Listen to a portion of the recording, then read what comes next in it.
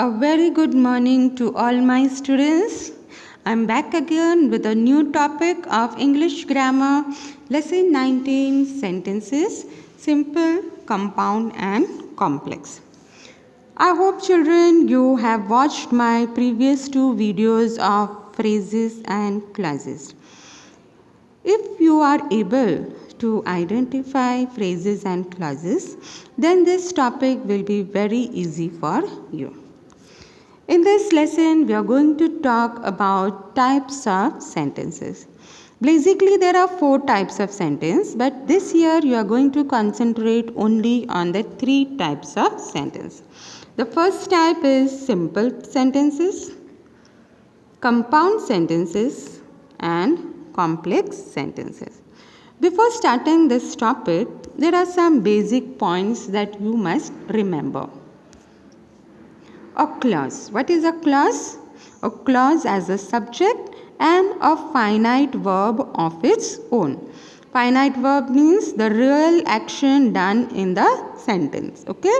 So you should be able to identify the finite verb. If you still have confusion with finite and infinite, please go through the previous chapters.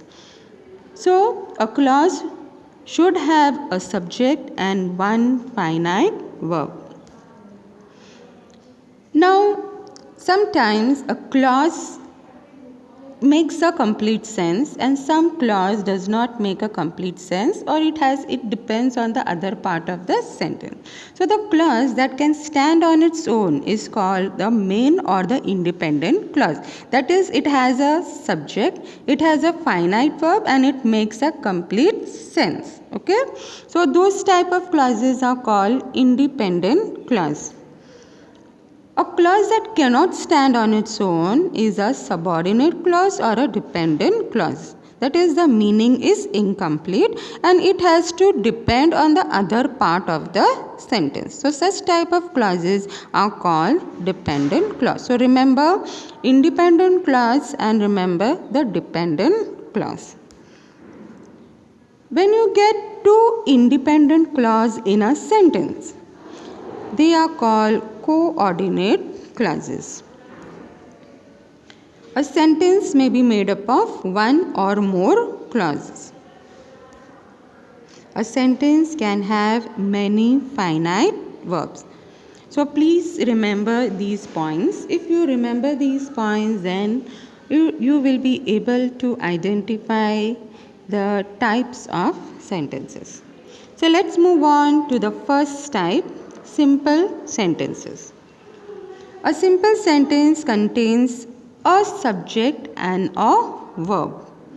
It expresses a single complete thought that can stand on its own. So dear children, in such type of sentence, you will get only one finite verb, one subject,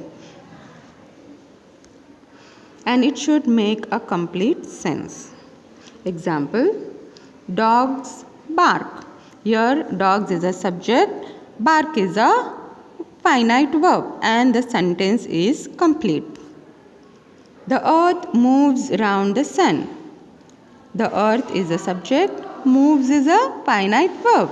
So this sentence is a complete sense. So it is a simple sentence. So simple sentence you should get one subject and one finite verb. Harsha bought a pen. Harsha subject, bought is a finite verb. Let's move on to the compound sentences. A compound sentence has two independent clauses.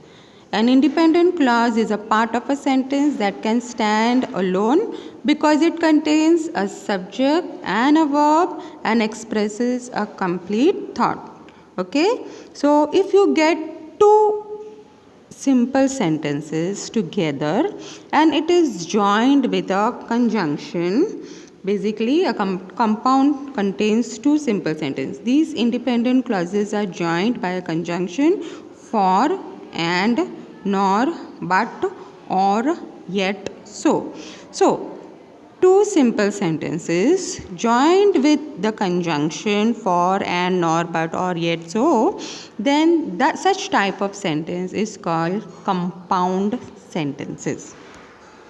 Examples: Manisha is a teacher and her brother is a doctor. If you remove and, just read Manisha is a teacher. It is a complete sense. This group of word has is a subject and is a finite verb, and it is making a complete sense. Moreover, it is not dependent on the other part of the sentence. What is the other part of the sentence? Her brother is a doctor. So, you have two simple sentences joined with a conjunction and. So, such type of sentence is called compound sentence. Simple sentence, you will have only one subject, one finite verb. In a compound sentence, you can have many subject and many finite verb. But remember, no part of a sentence should depend on the other part of the sentence. They are two independent sentences, independent clauses. The boy entered the room and came out after 10 minutes. The boy entered the room. He came out after 10 minutes. So both are not related. Both are different sentences and different actions. One is not dependent on the other. So this is a compound sentence. He worked hard but failed the examination. Here also but is a coordinate conjunction. So this becomes your compound sentence. Study hard, otherwise you will fail. You will fail, study hard. Both are different sentence, different simple sentence. Let's move on to complex sentences. A complex sentence is an independent clause joined by one or more dependent clause. A dependent clause either lacks a subject or a verb, or has both a subject and a verb that does not express a complete thought. So dear children, one independent sentence and the rest should be dependent sentence. Either you will get a subject, you will not get a subject in a dependent clause, or you will get a dependent clause. But the other part of that is the dependent clause, will not make a complete sense. The dependent clause has to depend on the independent clause to make a complete sense. Okay? A complex sentence always has a subordinator, that is conjunctions like as, because, since, after, although, when, or a relative pronouns like who, that, which. Dear children, we have already done conjunction lesson. Okay, so this, if you are getting confused with coordinate conjunction and subordinate conjunction, please refer to that chapter. You will understand it clearly. Examples: doctor claim that cancer is curable. Here doctor is a subject, cancer is also a subject, that is a conjunction. Now the verb, the finite verb is claim and is. If we separate the sentence, doctors claim, one part of a sentence, cancer is curable, other part of the sentence. Now the first part of the sentence, doctor claim. Claim what? It is an incomplete sense. Yes. So now the doctor claim has to depend on the other part of the sentence. Cancer is curable. So we can say doctor claim is a dependent clause. Cancer is curable is a independent clause. Doctor claim is depending on the independent clause. Cancer is curable. So such type of sentence is called complex sentence. So dear children, if you are able to identify independent clause, dependent clause, finite verb, subject, then this topic becomes very easy. Next sentence, student stood up, when the teacher entered the classroom. Now students stood up when, that it is giving you a reason of when, why or when they stood up. The reason is given at the other part of the sentence. So it is a student stood up is a dependent clause.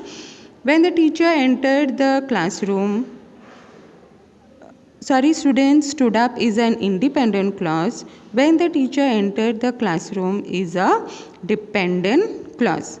When the teacher entered the classroom, what happened? Don't know. So, when the teacher entered the classroom is a dependent clause which depends on the independent. Student stood up.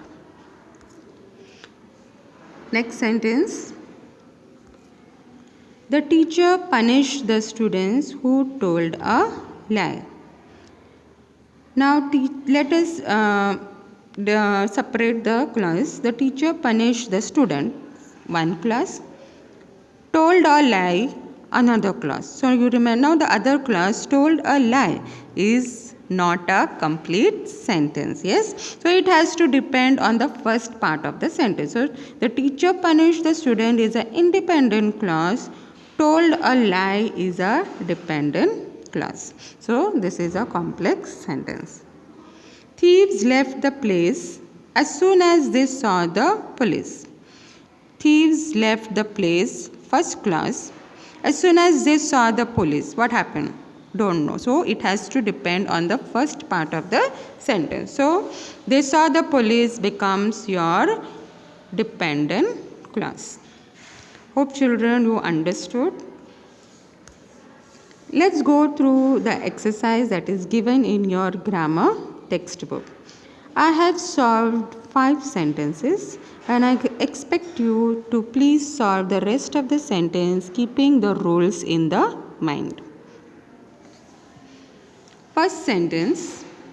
I know that children are fond of eating sweet. Here the finite verbs are know, are fond. So we will separate the sentence I know and the other part of the sentence is children are fond of eating sweet and the conjunction that. So I know what? So I know becomes your yes dependent clause. Children are fond of eating is independent clause. So when you get one dependent and one independent, then such type of sentence are called complex sentences. Second, there for the first time his slaves working in the cotton field.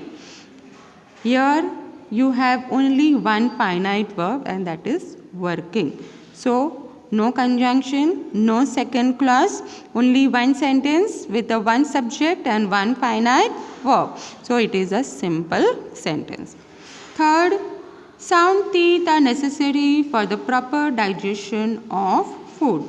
Here we are getting two finite verbs are and eat. So we let us separate it. Sound teeth are necessary for proper digestion of the food. And the rest part of the sentence is we eat. That we eat. So we eat what? So it is dependent clause.